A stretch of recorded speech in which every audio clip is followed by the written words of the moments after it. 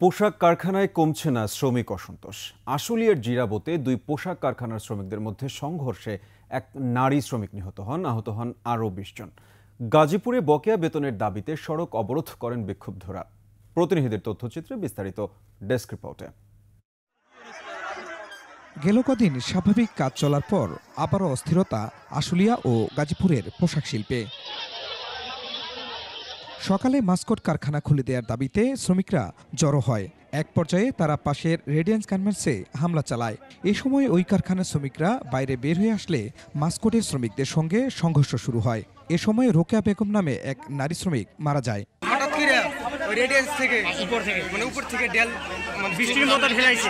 17 বছর 18 বছর কেউ 12 বছর 6 বছর চাকরি করছি, আমাকে পাওনা না 3 মাসের বেতন দিয়ে বন্ধ দেয়। আমরা এই খুনের বিচার চাই। পরে পুলিশ, সেনাবাহিনী ও বিজিবি এসে পরিস্থিতি নিয়ন্ত্রণে আনে।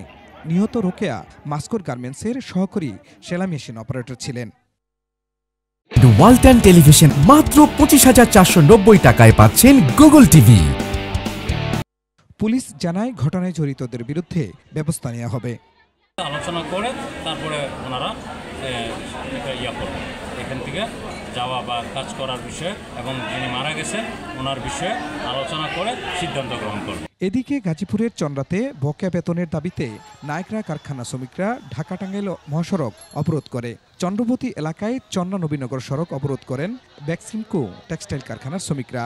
সিজন ড্রেস কারখানার শ্রমিকরাও বকেয়া বেতনের দাবিতে 2.5 ঘন্টা মহাসড়ক অবরোধ করে রাখেন।